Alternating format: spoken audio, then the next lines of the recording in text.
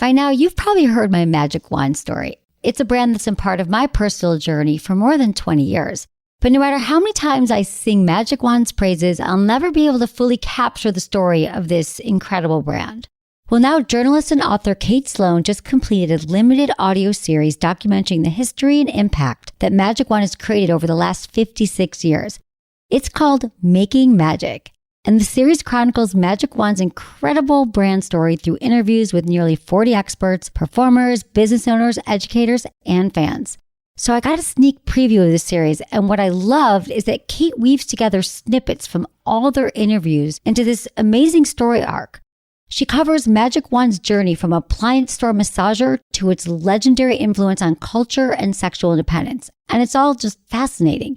The first episodes of Making Magic are available now at makingmagicseries.com or on all popular podcast platforms. Just search for Making Magic or visit makingmagicseries.com today. Thanks for listening to Sex with Emily. On today's show, I'm bringing you an email blitz. I'm taking your questions on here and from Instagram to give you the first step of taking back your sex and love life. Topics include swinging mishaps, how to keep up your stamina when more people are in the mix, sex talk icebreakers, starting the conversation on what you like in the bedroom with your partner isn't always easy, I get it, but it doesn't have to be stressful. Role play. It's the one thing you've yet to master, and here's a few tips to get you going. And does dating a coworker ever really work? All this and more. Thanks for listening. Look into his eyes. They're the eyes of a man obsessed by sex. Eyes that mock our sacred institutions.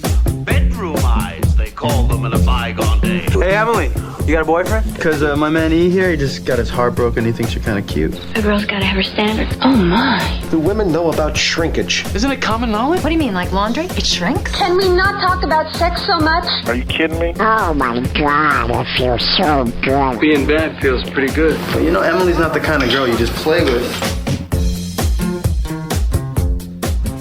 You're listening to Sex with Emily. We're talking about sex, relationships, and everything in between. For more information, go to sexwithemily.com. Check out our website and all the great things we have happening there to help you have better sex. You can also find us wherever you listen to podcasts. We love when you subscribe or comment. That's awesome. Wherever you listen, Spotify, Google Play, iHeartRadio. Oh my God, they're everywhere now. iTunes. And you can also find me on SiriusXM Radio 5 days a week. Weekdays, Stars, Channel 109, and it's from 5 to 7 p.m. Pacific. And it's awesome. You can get a free trial at sexwithemily.com/SXM. And you can also find us on all social media at Sex with Emily. Across the board, you should definitely find us there. It is, we're coming upon Masturbation Month. It's a big month around here. It's like our Christmas. It's like our holidays. So you're going to want to follow us because we have some great information for you and some amazing giveaways. Let's get into some sex in the news here. Meet the boring app that spiced up my sex life. Now, I think that apps for sex is great, like for helping you schedule sex or helping you talk about what you like in bed. Like there's been some apps that have tried to do that, but I found this so interesting because I thought it would be a little bit of inspiration for all of you. So this woman, she's talks about how she's in a long distance relationship and, admittedly getting to know a new partner when you're in a long distance relationship, when they're across the country, can be really challenging. And even when you live with them, how do you actually talk about sex in a way that's really constructive so you're both can be vulnerable, but also trusting and then open up what you really want? So she found out when she asked her partner what he was into in an effort to keep the flame burning from across the country. They were about a month out before getting to see each other again, and she was growing impatient. And her partner felt weird listing all the things he wanted to try with her on the spot, which I get. Sometimes, when someone asks you something, and it can even be something that you want, like when someone says to me, what's your favorite movie? Or what's the best, my mind just goes blank sometimes, or what's your top favorite, and especially with sex, to look eye to eye with someone you're getting to know, be like, oh, well, I'm really into anal, cuckolding, and flogging. How about you? Like, it just doesn't roll off the tongue. So she was frustrated and she was looking at her Apple Notes. Now, if you have an iPhone, it comes with this Notes program, which I love. I use all the time.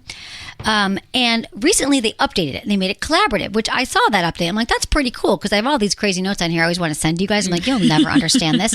It's like a Google Doc, but you can use it collaboratively. So she decided that, she was just going to start making a list of things they want to try together. And so she shared it with him, and then he shared it back. And she says she was like on the train going to work and starts blushing because she's reading all of the stuff that he wants to try.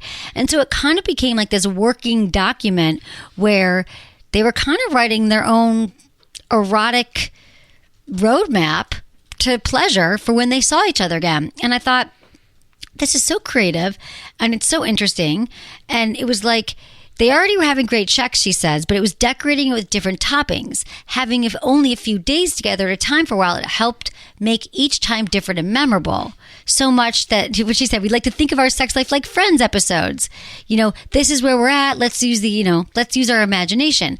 So, I mean, I'm going to assume here they probably wrote about things that had happened in the past, maybe. You could continue to kind of like write your sex chronicles. And it's pretty easy to do because it's not like you have to like open up a new doc or like start. I don't know. I just think there's something very simplistic and very like user friendly about just having it at this app that's on your phone that you can just like share notes and back and forth. And then the other thing why I like this is because you all email me and you're like, whether you've been with your partner for 5 minutes or 5 years, it's like, we don't know how to talk about it. I'm not really in the mood. What's the problem? Or I don't know how to spice it up. Words, we all know that the brain's the largest sex organ. So if you have just words in front of you that you and your partner created and you get to read it over again, or like that was hot last time, it just kind of gets you in the mood. It's like you're doing your own foreplay by thinking about it and spicing it up. And she was like saying she'd get home from work and then she'd be more turned on. I mean, I think it's just really hot. So I love that idea. So you can all try that out on whatever app or whatever document or whatever way you see fit. But if talking about it doesn't work, write it down. All right, guys. Okay, we're going to get into your emails. We're doing a lot of emails today because we get so many messages from you guys. We get them on Instagram, we get them on Twitter. So this is a combo. Let's get into them. I love answering your questions. And if you want to answer it on the show, you can go to sexemily.com, click the Ask Emily tab, fill out the form, and put a yes if you'd like to be called. You can also email me feedback at sexwithemily.com. As always, include your name, your age, where you live, and how you listen to the show. Okay, Jamie is going to read the emails. Okay, this first one comes to us from a Zach, 40 in Alaska. Dear Emily, me and my wife had our first swinging experience this weekend. We have a great marriage and great sex life, and we did this once before 9 years ago, but the other couple was all drama. Anyways, my wife is bi, and so was the other wife. After the girls put on a great show, that's when the problem hit. We swapped, and I was so excited I only lasted a minute or two, while the other guy lasted much longer. I spent the remainder of the time swapping oral and having what fun I could, but I couldn't get hard again, but still had a good time. My question is, how do I increase my stamina and deal with the feelings that I didn't measure up to the other guy? I have no problem getting my wife off on a usual basis. I enjoy giving oral, and my wife says I'm great, but I still feel like a loser. Zach, I totally get it. Okay, you're not a loser. I'm glad you guys, it sounds like it was a good experience. In the sense of the girls put on a great show, you said you were turned on and then you came too quickly. Well, let's be honest, that's going to happen. You haven't been with this many people and swapped, and it's pretty exciting in 9 years. So, I love that you came quickly, but then you went down on her and gave her pleasure. To me, that's the perfect scenario. And so I think that you got to give up with the fact that you are not this is easier said than done, but this is all mindset. I don't think that there is a problem here at all. I don't think that it's even going to happen to you again. I think it was the first time, and the more you can get out of your head and just keep remembering, like talking to your wife about how hot it is. Maybe the next time you guys could start building it up and thinking about all the things that are going to happen. Maybe planning out your sexy roadmap for the next swinging time that you're all together. So you're not so focused on, this beating yourself up and not feeling great about the, matching up. Listen, as women, we're not looking at you going, why did he come? Why didn't he come? We know that it happens. We just know that you were super turned on, and sometimes guys come quickly. So I don't think there's anything to trip on. I think it's more like when your brain starts going to that place of like what I do, what I mess up, go back to the hot parts of the night. Go back to what you can't wait to do with your wife the next time you see her and what you look forward to the next time. Now, if you come again next time, no big deal. You just go back to enjoying the moment. And I'm telling you, you might have still been in your head. You said you didn't get hard again. I'm telling you, it's your mind that's keeping you. If this doesn't happen with your wife, it's definitely your mind that's going, oh my God, I can't believe I'm not hard. He's hard. Why is everyone hard? She's hard. Her nipples are hard. I'm not hard. Oh my God, game's over. And that's what happens. And that's your sex experience. And that is a lifelong practice. That would be through meditation, being mindful, having some mindful sex experiences with your wife, and then just, letting the rest of it go. Makes sense. Sounds like it was a hot experience. Many people would be very envious of that. And it's kind of a many person's dream to have a swinging event, a swinging sex life like that. Oh, yeah. So, yeah, Zach, that's what I got to say. Just really don't trip on it. But then you do ask one more thing. How do I increase my stamina? We've got a lot of interesting things about how to increase your stamina. When you talk about it on the website, it is true that doing the edging technique of masturbating till you're about to go over and then slowing down and practicing that. We've got a lot of stuff on our website about that. You can learn about that. There's also Promescent, quickly absorbing delay spray, the only treatment for premature ejaculation. You'll last twice as long as usual. It doesn't transfer to a partner. But you know what? I would just start with trying it again and not getting too much in your head about it because there's nothing wrong. Cool. Okay, so this next one is from Grace, who's 19 in Australia. Hi, Emily. I've started listening to your show and love how informative it is for girls my age because you answer questions I'm too afraid to ask my mother. Here's my situation. I started dating a guy and I really like him. He's 5 years older than me and seems to be the perfect guy. Recently, he told me he was diagnosed with herpes before meeting me from a one-night stand, the only ever time he hasn't worn a condom. I'm worried about my risk of contacting it from him. I'd like to have sex with him, oral included, but I'm extremely worried about it, and I've said I don't want to have sex or even kiss him because of this until we know we both want to be long-term partners, and he respects that. There doesn't seem to be much information about couples where one partner has the virus and the other doesn't. I don't want to make him feel like a leper, but I'm also scared of having the virus because it stays in your system forever. Any advice would be great. I'm sure other people must deal with this as well as the 1 in 6 people who have herpes. Thank you. Yeah, it's true. And now I guess, how many people went to Coachella? Did you hear that? Yeah. The Coachella, herpes rampage at Coachella? All the strains, all the things. Here's a tricky thing about herpes is that, first of all, a lot of people have herpes. It might even be more than 1 in 6. And yes, you do have it for life, and you can take a daily suppressant, and a lot of people are just carriers. And he might not have a breakout again. And I'm so glad he was honest with you. I mean, I understand your concern. You're not going to be able to tell sometimes either, even if he doesn't have an outbreak, you could still get something. I appreciate that you don't want to make him feel like a leper because he probably already feels pretty bad about himself, which he shouldn't. It is now the death sentence. But taking precautions, if he's taking a daily suppressant, a daily pill, that would be amazing. You'd have a lot less to worry about, and definitely using condoms every single time. Now, you can get it through oral sex. That's true. I think it's just more like being willing to take the risk. That's all I got to tell you. It is a risk. A lot of people don't have, if he doesn't have an outbreak, you're probably fine, but pay attention, communicate with him, and find out his treatment plan. Yeah, he's got to be doing stuff. Yeah, I hope he is. You guys, the daily suppressant's the best way to go.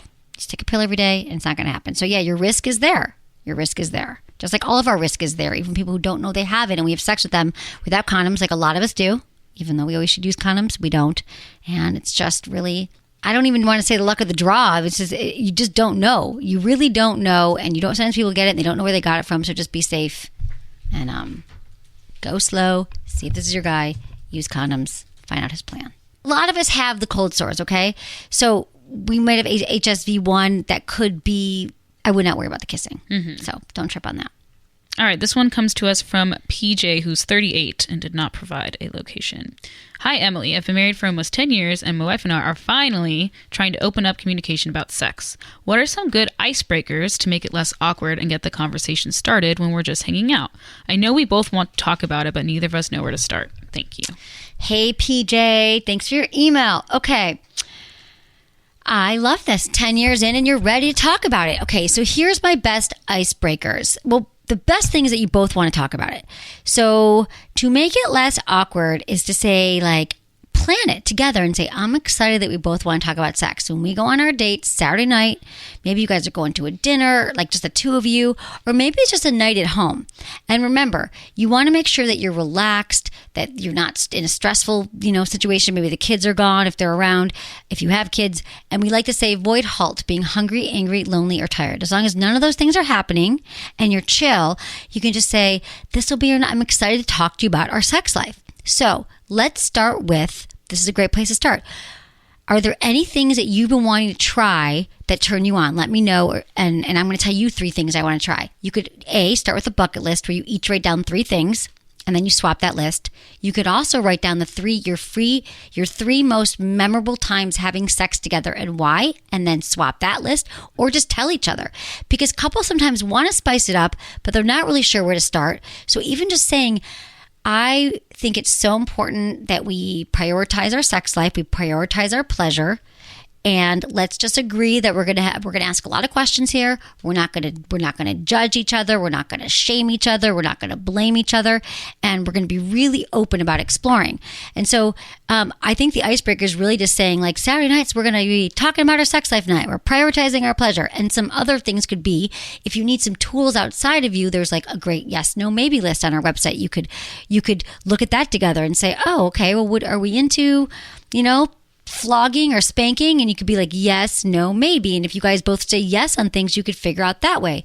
You could get some, I have a sex book called Hot Sex. You guys could flip through that and see which positions interest you. You could watch porn together, like finding some others. You could listen, a lot of couples listen to this podcast together, and they listen together, or they take notes. In fact, speaking of taking notes, if you guys want to use your notes on your phone, like our earlier article we talked about, when you're taking notes in the show, you could just write down and share with your partner. Like, I think just knowing that you both want to do it, that you won't judge each other, and then having some fantasies in mind or some things you want to try, and then agreeing that once a month you're going to touch base on it. And you're going to keep talking about it. Because remember this, PJ, it's not a one-time conversation.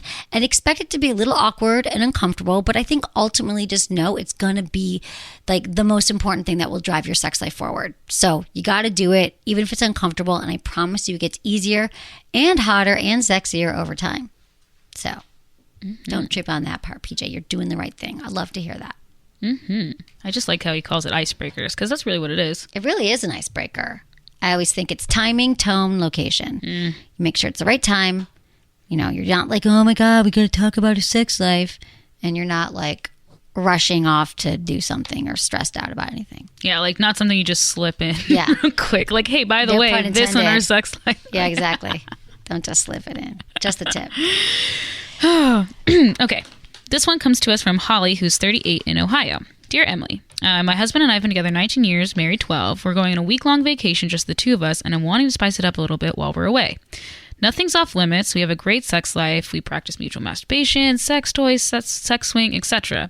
I've heard you talk about role play, which we've never done. With a 9-year-old and an 11-year-old at home, this isn't really feasible or realistic. Their bedrooms are right by ours. Yes, we have been walked in on.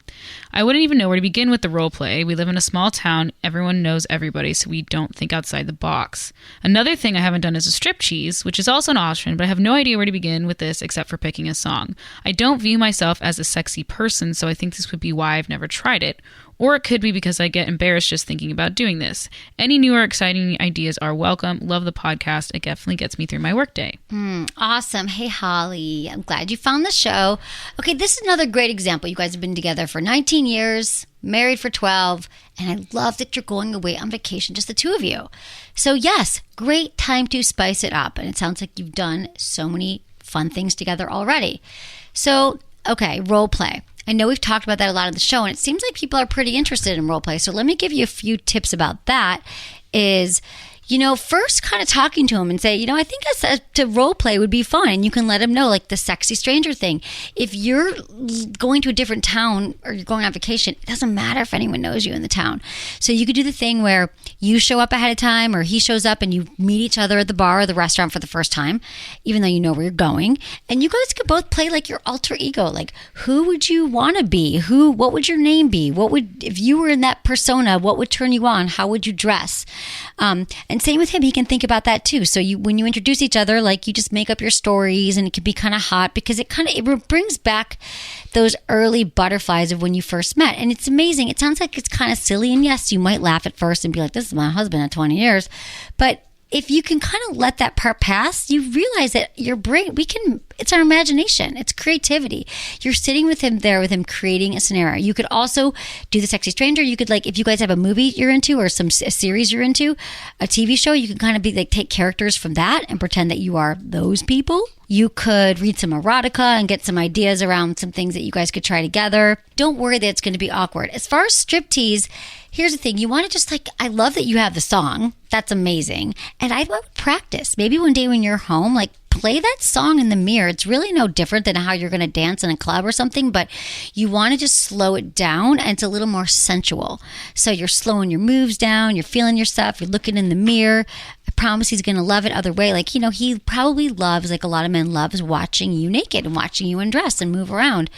There are, if you go to S Factor, if you look up Sheila Kelly and S Factor, she does a lot of amazing erotic dance. I think she might even have a course now that you can take online, or if she has some S Factor studios near you.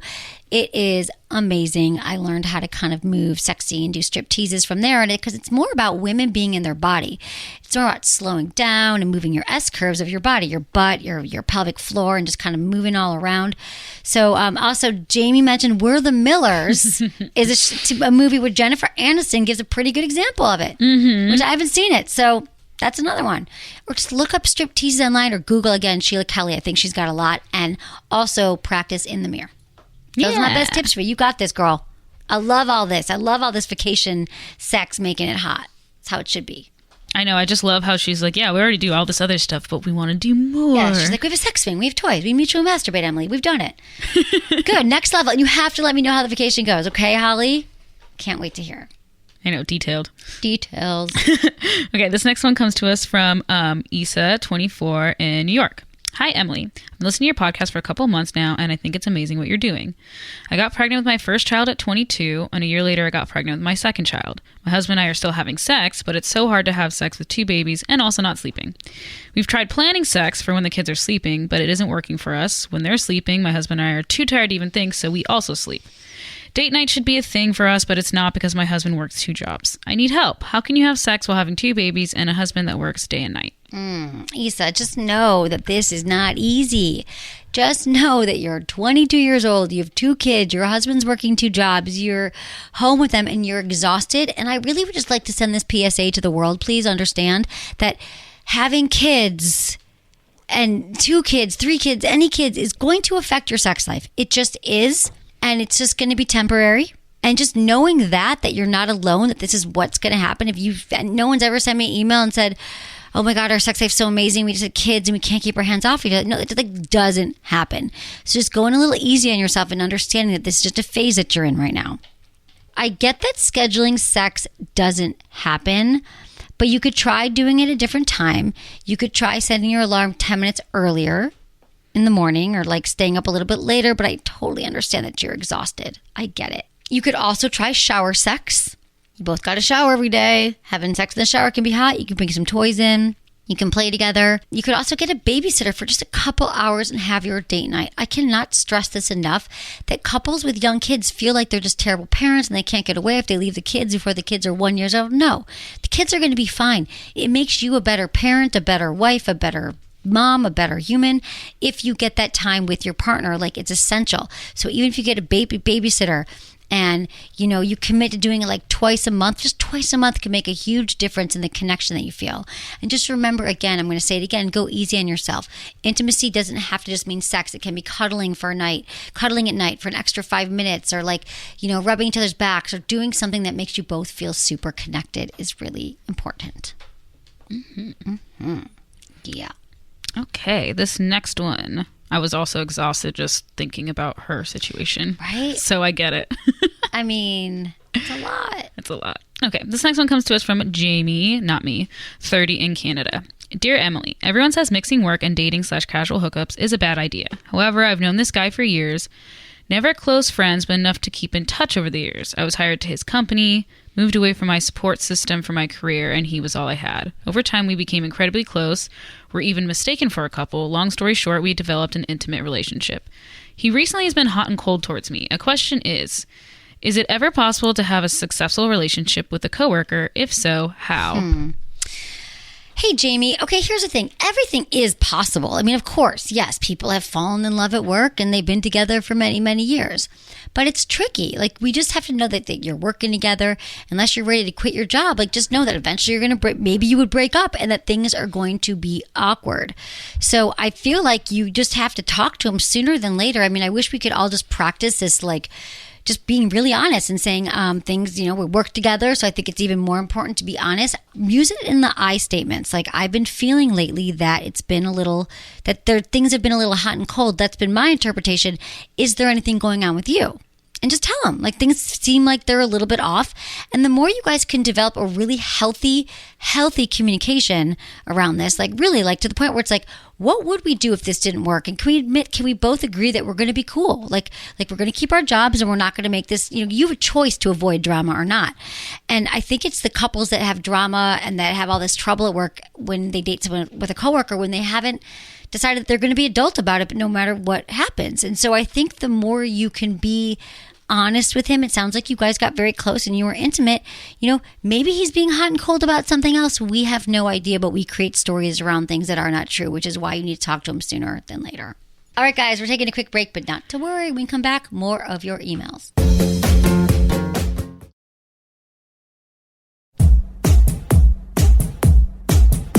This one comes to us from a Shelly from Instagram. All right. Hi, Emily. I suffered in an abusive relationship for a long time and was finally able to move on a year ago. However, I still have no sex drive, and the thought of sex makes me sad, lonely, and jealous of my friends who are able to have sex without getting hurt. Do you know any FDA-approved medications or natural remedies to help with this? I really want to enjoy sex again. Shelly, okay. I'm sorry that happened to you, the abusive relationship.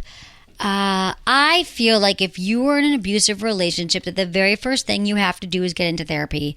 You have to. I'm not going to tell you about medications or natural remedies, because remember, it is in your brain. You have been wired now, like the neuroplasticity in your brain got all wired towards this unhealthy abuse, and you were in it for a long time. And so that's connected to your sex drive. So really, my first thing is to go see a therapist. And I'm telling you, you guys can find a therapist. You can do it if your health plan, sometimes they can do a sliding scale, but I think you got to heal your mind, get to therapy of your ex, recognize the patterns that allowed you to get into this relationship so you won't do it again. In the meantime, if you do want to get your mojo back, you said you want to get your sex drive going, that comes from you. That's an inside out job. So that would be more mindful masturbation practices, get to know your body again, what makes you feel good, maybe not what made your partner feel good.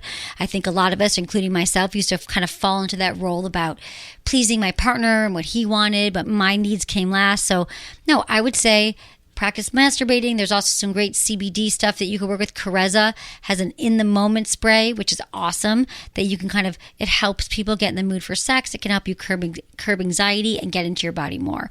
But I'm telling you, everything I've practiced and I know in the universe is that deep breath work, meditation, and getting out of your head is what's going to help you move through a lot of this stuff. Mm-hmm. Okay, this next one comes to us from Dylan from Instagram. Hi, Emily. Huge fan. I'm dating a girl right now who has a very strong, unpleasant odor. It's been over a month, and it's really starting to affect my sex drive with her. I don't know how to bring it up. Any advice? All right. Hey, Dylan. This is a good question. We get this a lot. So you've been dating a girl, and she has a strong odor. This happens. Okay. So it's tricky because sometimes women have odors, and they don't know it, and sometimes it's just their natural odor. It's not always like flowers. So what you could say, though, some women have odors, and it could be bacterial vaginosis or something like that can be harder to detect. So what you could say to her is this: I love that we've been dating for a year. It's been really hot, or for a month, or however long. And this is hard to say, and I got to be honest with you that I really want to be having sex with you, but I noticed that there's kind of an odor down there that seems like I'm worried, because I feel like maybe it could be an infection or something, because I've been with women before and I know it's not like a typical odor. And I wanted to point that out to you, that maybe it's something you would you need to talk to your doctor about. And and she might be horrified, she might be embarrassed, but you just got to keep saying, it's okay.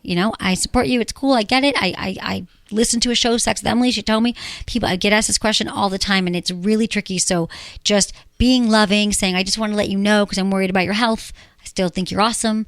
I just have to bring it up because that could be what it is. It could also be hygiene. Now, maybe, you could also try to take a shower together and see if that works before you say something. You could use some baby wipes by the bed. You could, but I think if you shower together and it's still there, then it could be something to be concerned about. All right. Thank you, Dylan. Mm-hmm. I was just trying to be sensitive about it. I appreciate it. Yeah, it happens. Get infections. It can happen from if your pants are too tight, or sweating, or just from a lot of other things. Yeah, summertime. There's tight clothes. There's so many factors. It's ridiculous. Tampon in for I don't know what could happen. Your semen. your penis. True. No joke. Condoms. There's so many things that go into our vaginas. You guys don't have to worry about this, but things get in there. They mess with our natural pH balance. Is going to get, it's very delicate. It's delicate. So things can disrupt it, and she can get that taken care of. Mm-hmm. Okay, this one comes to us from Jeremy from Instagram. Hi, Emily. Post-breakup, 5 months have passed. Should I pursue her again or move on? What are the for sure signs? I imagine moving on is a proper course of action, but I really thought that she was the one. Love your show. All right, Jeremy. I don't know why you broke up. I don't know if you've 5 months have passed. Yeah, I don't know why you broke up. All I got to say is you think she's the one. You haven't talked in 5 months. I don't know what happened. It's hard for me to answer this question.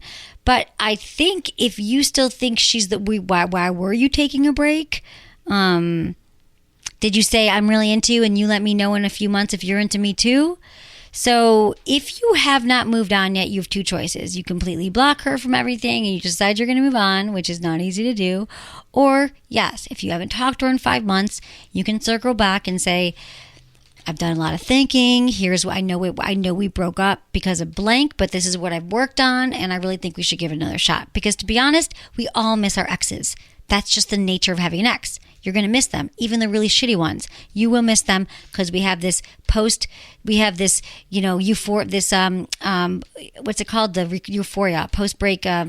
Euphoric recall. Euphoria. We have a euphoric recall about our exes where we're like, oh my God, everything was amazing. For whatever reason, our brain does that. We put them on a pedestal. And the truth is, unless someone's actually changed their behaviors, like for why you broke up, like you see a marked difference, that's the only time you should even think about getting back together. But if just because you missed them and time has passed, you both miss each other, I do not think that's grounds to get back together. Mm-hmm. So that's what I got for you, Jeremy. Yeah. And if you already think... If he himself says, I imagine moving on is a proper course of action, then I think probably you should, your answer. Right. Yeah, exactly. All right. And we have one more. Ronald from Instagram. Hi, Emily. I love your show. I'm having trouble meeting people that are on the same non-monogamous page as I am. I dated this girl I really liked, but she isn't open. I was okay with that, but she keeps coming back and wanting a friendship, but then treating me as if my views are defective. It's starting to weigh down on me. Do you have any advice or thoughts on this? Yeah, you can't have a friendship and she thinks your views are defective and she wants to change you. People don't understand people who are in open relationships. I understand that. It's still kind of a newish way of being in the world, but anyone who makes you feel bad about yourself and your way of life is not someone you can be friends with, nor do you want to waste another second of your time trying to convince her why what you're doing is correct. It doesn't really matter. That's one thing. The other thing is, I get that it's kind of hard to find people on the same non-monogamous page as you are, but the more you kind of can surround yourself with, if you have any other friends who are non-monogamous, I know there's some apps you can try. I think that you'll find them. I'm not sure where you live because this came in on Instagram, but you shouldn't give up on it if it's what you want. But also, some people might need some more information around it too. They might not totally get it. So just hearing like, I'm non-monogamous, people might not understand. So maybe you are looking for a primary partner and you can let someone know. No, I'm looking for someone to be my number one partner, maybe even live together eventually, but I always want to have sex with other people on the side. Like, some people might not be down with it because they don't really understand it, and that's something to think about. But then also just keep your eyes open. Maybe there's meetup groups. There's also the apps like Field and FetLife and some other apps where you could find people that are a little more non-monogamous. But I think the more open and honest you are, even with your friends and people you know, like, they'll be able to kind of also let you know what's worked for them. Keep on with your path, what you want. You don't have to like cave in, and you don't have to take, you don't have to take crap people don't understand. It's not your job to convince them to be like how you are. We all get to decide what. That's the amazing thing, is we all get to decide the parameters and the rules for how we want our relationships to go down, and no one else can tell us that. No one else can decide for us. All right. Thanks, guys. Thanks for sending in your emails, your messages. We love hearing from you. Happy Almost Masturbation Month. Thanks to my amazing team, Ken, Michelle, producer, Jamie, and Michael. Was it good for you? Email me, feedback@sexwithemily.com.